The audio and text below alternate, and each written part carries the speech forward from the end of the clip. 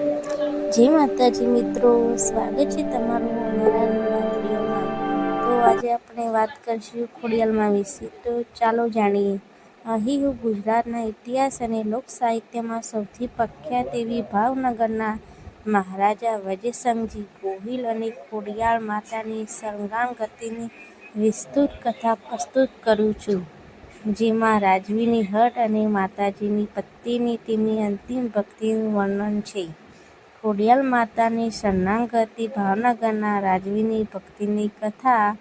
ખોડિયાલ માતા આઈ ખોડલ એ ગુજરાતના ઇતિહાસમાં અનેક રાજવી કુળોના કુળદેવી તરીકે પૂજાય છે। તેમની કથા માત્ર ચમત્કારની નહીં પણ ધર્મ, ન્યાય અને ભક્ત ભગવાનના અતૂટ સંબંધની વાત છે। આ કથા ભાવનગરના ગોહિલવાડ રાજ્યના મહારાજા વજયસંઘજી ગોહિલના જીવન સાથે જોડાયેલી છે। પૃષ્ઠભૂમિ: ભાવનગરનું ગૌરવ અને શ્રદ્ધાનો ઓટ, સોરઠની ધરતી અને વજયસંઘજીનું શાસન। સમય આશરે 18મી સદીનો છે, જ્યારે સૌરાષ્ટ્રની ભૂમિ પર ભાવનગર રાજ્ય તેના વૈભવના શિખરે હતું। મહારાજા વજયસંઘજી ગોહિલ એક પ્રતાપી, બુદ્ધિશાળી વીર શાસક તરીકે પ્રખ્યાત હતા। તેમનું રાજ વહીવટમાં ઉત્તમ અને પ્રજાપાલનમાં અગ્રેસર હતું। ભાવનગરના રાજવી કુળ ગોહિલોનું કુળદેવી તરીકે ખોડિયાલ માતાજી વર્ષોથી પૂજાતા હતા। વરાણા ખાતે બિરાજમાન આઈ ખોડલ પર રાજવી પરિવારની અતૂટ શ્રદ્ધા હતી। જો કે સમય જતાં રાજકારણ અને રાજ્યની વિસ્તૃત જવાબદારીઓમાં રાજવીઓનું ધ્યાન આધ્યાત્મિકતા અને કુળદેવીની ભક્તિમાંથી થોડું વિમુખ થયું હતું। રાજમહેલમાં નિયમિત પૂજા અર્ચના થતી, પણ જે હૃદયનો ભાવ અને નિષ્ઠા પૂર્વજોમાં હતી તેમાં ક્યાંક ઓટ આવી ગઈ હતી। અકસ્માત અને પ્રારંભિક સંકટ: સમૃદ્ધિ અને શક્તિ હોવા છતાં અચાનક રાજવી પરિવારમાં એક પછી એક અશુભ ઘટનાઓ બનવા લાગી। અશુભનોની હારમાળા: રાજમહેલમાં અણધાર્યા અકસ્માતો થવા લાગ્યા। રાજકુમારો અને સગા સંબંધીઓ ગંભીર બીમારીનો ભોગ બનવા લાગ્યા। સફળતામાં નિષ્ફળતા: વજયસંઘજીના તમામ પ્રયત્નો છતાં રાજકીય અને વેપારી નિયમોમાં નિષ્ફળતા મળવા લાગી। કુળના દીવા બુઝાવવા: સૌથી મોટો આઘાત ત્યારે લાગ્યો જ્યારે રાજકુળના વારસદારો અણધાર્યા મૃત્યુ પામવા લાગ્યા। પેઢીને આગળ વધારનાર દીવાઓ બુઝાઈ ગયા હતા। મહારાજા વજયસંઘજીએ અનેક વૈદ્યો, જ્યોતિષીઓ અને તાંત્રિકોની સલાહ લીધી, અનેક દેવદેવીઓની માનતા રાખી, પણ કોઈ ફેર પડ્યો નહીં। એક પછી એક સંકટ આવતા જ રહ્યા, જેનાથી રાજ્ય અને રાજા બંને ચિંતિત થઈ ગયા। સ્વપ્નનો આદેશ અને પોકરણનું કારણ: જ્યારે તમામ ઉપાયો નિષ્ફળ ગયા ત્યારે એક રાત્રે મહારાજા વજયસંઘજી ખૂબ દુઃખી હૃદયે પ્રાર્થના કરી રહ્યા હતા। તે જ રાતે તેમને ખોડિયાલ માતાજીનું સ્વપ્ન આવ્યું। માતાજીનો ઠપકો: સ્વપ્નમાં ખોડિયાલ માતાજીએ ભયંકર તેજ સાથે દર્શન આપ્યા અને ગર્જના સાથે કહ્યું, હે વજયસંઘ, તું તારી વીરતા અને રાજશક્તિ પર ઘમંડ કરે છે?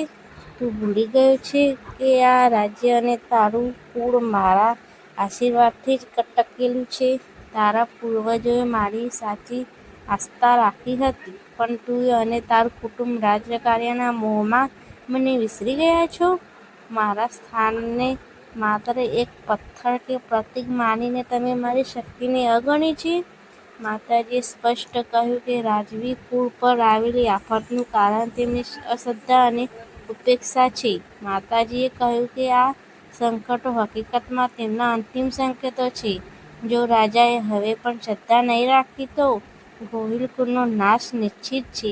શરણાગતિનો આદેશ: માતાજીએ વજયસંઘજીને પોતાના આચર્ય અને શરણાગતિનો માર્ગ દર્શાવ્યો। જો તારે મારા કુળને બચાવવું હોય તો તું આ રાજવી વૈભવ છોડી દે। એક સામાન્ય ભક્તની જેમ પગપાળા અને નિસ્વાર્થ ભાવે મારા મૂળધામ ગોધરા ખાતે આવ। ત્યાં મારા ચરણોમાં શરણાગતિ સ્વીકારજો। તારી ભક્તિમાં સત્ય અને નિષ્ઠા હશે તો જ હું તને માફ કરીશ અને તારા પર કૃપા દૃષ્ટિ વરસાવીશ. આદેશ આપીને માતાજી અધ્યાન થઈ ગયા. વજ્રસંઘની આંખ ખુલી તો તે પરસેવાથી લથપથ હતા, પણ તેમના હૃદયમાં ભય અને સાથે આસ્થાનો નવો સંચાર થયો હતો. રાજવી વૈભવનો ત્યાગ, આસ્થાની કસોટી. મહારાજા વજ્રસંઘજીએ બીજા દિવસે રાજમહેલમાં આ સ્વપ્નની વાત કરી. રાજ દરબારીઓ અને પરિવારજનો ડરી ગયા, પણ રાજાનો નિર્ણય અડગ હતો. વજ્રસંઘજીએ જાહેરાત કરી, આજથી હું મહારાજા નહીં પણ ખોડિયાર માતાનો એક સામાન્ય સેવક છું. મારા કુળ અને પ્રજાને બચાવવા માટે હું માતાજીના આદેશનું પાલન કરીશ. પગપાળા યાત્રાનો પ્રારંભ. વજ્રસંઘજીએ તુરંત જ રાજવી વૈભવનો ત્યાગ કર્યો. રાજસી પોશાક ત્યાગ્યો. તેમણે કિંમતી વસ્ત્રો ઉતારીને સામાન્ય ભક્તના પોશાક પહેર્યા. પદયાત્રા. તેમણે અખાડા સુધીની યાત્રા માટે રથ કે ઘોડાનો ઉપયોગ કરવાનો ઇનકાર કર્યો અને પગપાળા જવાનું નક્કી કર્યું. રાજાએ પોતાના માથે ચાદર ઓઢી લીધી અને હાથમાં માતાજીનો સમણપાટ લીધો. ભૂલની સ્વીકૃતિ. રાજા દરેક પગલે પોતાની ભૂલ બદલ માતાજીને પાસે માફી માંગતા હતા અને માતાજીના નામનું સતત સ્મરણ કરતા હતા.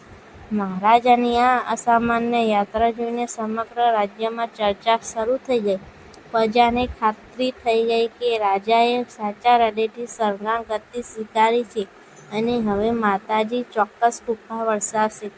ગરધરા ખાતેની શરણાગતિનું મહત્વ. લાંબી અને કઠિન પદયાત્રા બાદ મહારાજા વજ્રસંઘજી રોહિલ ખોડિયાર માતાજીના મૂળ સ્થાનક ગરધરા અમરેલી પહોંચ્યા. ગરધરાનું સ્થાનક પવિત્ર તાતૈયાના ધરા પાસે આવેલું છે, જ્યાં માતાજીએ 7 બહેનો સ્વરૂપે અવતાર લીધો હતો. વિડીયો આગળ જોતા પહેલા વિડીયોને લાઇક, શેર અને ચેનલને સબસ્ક્રાઇબ કરી દેજો. મંદિરે પહોંચીને વજ્રસંઘજી રાજવીની જેમ નહીં પણ એક દિનહીન ભક્તની જેમ માતાજીના ચરણોમાં પડ્યા. એમણે પવિત્ર ધારા સ્નાન કર્યું અને ભીના વસ્ત્રોમાં માતાજીની સમક્ષ ઊભા રહ્યા. તેમને સાષ્ટાંગ દંડવત પ્રણામ કર્યા, એટલે કે શરીરના 8 અંગો જમીનને અડે તે રીતે પ્રણામ કરીને પોતાની સ્વસ્થ શરણાગતિ જાહેર કરી. તેમને પોક મૂકીને પ્રાર્થના કરી, હે આઈ ખોડલ, તમે મારા કુળના માલિક છો, હું માત્ર સેવક છું. રાજની ધમાલમાં મેં આપની ઉપેક્ષા કરી તે મારો અપરાધ છે. મારી વીરતા, મારું ધન, મારું રાજપાટ બધું જ વ્યર્થ છે. જો તમારો આશીર્વાદ ન હોય, મારી ભૂલ બદલ મને માફ કરો અને મારા કુળ પર દયા કરો. જો તમે મારી શરણાગતિ ન સ્વીકારો તો હું આ ગરધરાની ધારામાં જળમાં સમાધિ લઈશ, પણ પાછો નહીં ફરું. રાજાએ પોતાની પ્રતિજ્ઞામાં કોઈ ઉણપ ન રહે તે માટે પડધરાના પવિત્ર ધારા તરફ આગળ વધવાનો પ્રયાસ કર્યો. ખોડિયાર માતાનો સ્વીકાર અને આશીર્વાદ. એક ક્ષત્રિય રાજા ધારા પોતાના સ્વયંનો ત્યાગ કરીને આ રીતે આત્મહત્યાની ધમકી આપતી શરણાગતિ જોઈને માતાજીનું હૃદય પીગળી ગયું. કહેવાય છે કે જ ક્ષણે ગરધરામાં મોટો પરચો થયો. માતાજીની દિવ્ય વાણી સંભળાઈ અથવા માતાજી સ્વયં તેજ સ્વરૂપે પ્રગટ થયા. માતાજીના કૃપા વચન. ખોડિયાર માતાએ હસતા મુખે વજ્રસંઘજીને ઊભા કર્યા અને તેમના મસ્તક પર હાથ મૂક્યો. ઊભો થા વજ્ર, હું તારી ભક્તિ, તારી નિષ્ઠા અને તારી શરણાગતિથી અત્યંત પ્રસન્ન છું. તારું હૃદય ભલે થોડા સમય માટે ભટકી ગયું હોય, પણ તારી શ્રદ્ધા આજે પણ અડગ છે. હું તારી શરણાગતિ સ્વીકાર કરું છું. માતાજીએ વજ્રસંઘજીને 2 વરદાન આપ્યા. કુળની રક્ષા. આજથી ગોહિલ કુળ પર કોઈ સંકટ નહીં આવે. તારું રાજ્ય સદાબાદ રહેશે. તારા કુળના દીવા હંમેશા ઝળહળતા રહેશે. તારા રાજનો સૂર્ય ક્યારેય અસ્ત નહીં થાય. કાયમી આશીર્વાદ. હું ભલે ગરધરામાં બિરાજમાન રહીશ, પણ મારો આશીર્વાદ અને મારું તેજ તારા ભાવનગર રાજ્યમાં કાયમ માટે સ્થાપિત રહેશે. તારા હવે ચિંતા કરવાની જરૂર નથી. સંકટનો અંત તે જ ક્ષણે આવ્યો. ભાવનગર રાજ્યમાં શાંતિ, સમૃદ્ધિ અને સુખની પૂર્ણ સ્થાપના થઈ. રાજવી ધારા માતાજીનું સન્માન અને સમૃદ્ધિ ચિહ્ન. ખોડિયાર માતાના આશીર્વાદ લઈને મહારાજા વજ્રસંઘજી ભક્તિભાવથી ભાવનગર પાછા ફર્યા. તેમણે રાજમહેલમાં ફરી પ્રવેશ કર્યો, પણ હવે તેમના અહંકાર દૂર થઈ ગયો હતો. અને હૃદયમાં માત્ર માતાજીની ભક્તિ હતી. ખોડિયાલ તળાવનું નિર્માણ મહારાજા વૈશંજીએ માતાજીના આશીર્વાદને કાયમ માટે યાદ રાખવા માટે એક મહાન કાર્ય કર્યું. તેમણે ભાવનગરના લાલ દરવાજા પાસે એક વિશાળ તળાવ બંધાવ્યું, જેને ખોડિયાલ તળાવ અથવા વજેસંગ તળાવ તરીકે ઓળખવામાં આવે છે. આ તળાવ માત્ર જળાશય નહોતું, પણ માતાજીના આ તળાવની સ્થાપના કરીને રાજાએ સંકેત આપ્યો કે તેમની અને તેમના રાજ્યની જીવનરેખા હવે સંપૂર્ણપણે ખોડિયાલ માતાના ચરણોમાં છે. આમ, વજેસંગજી ગોહિલની શરણાગતિ કથા માત્ર ગુજરાતમાં જ નહીં, પણ સમગ્ર હિન્દુ ધર્મમાં ભક્ત ભગવાન વચ્ચેના ગહન સંબંધનું ઉદાહરણ બની ગઈ છે. તેમની ભક્તિએ ગોહિલ કુળને કાયમ માટે સંકટ મુક્ત કર્યું છે, ખોડિયાલ માતાના મહિમા અમર બનાવી દીધો. આ કથા દ્વારા ખોડિયાલ માતાજીના દેવી શક્તિ, ન્યાય અને ભક્તો પ્રત્યેની અનન્ય કૃપા મહિમા પ્રગટ થાય છે. શું તમે ખોડિયાલ માતાની ઉત્પત્તિ અને 7 બહેનોની કથા વિશે જાણવા માંગો છો?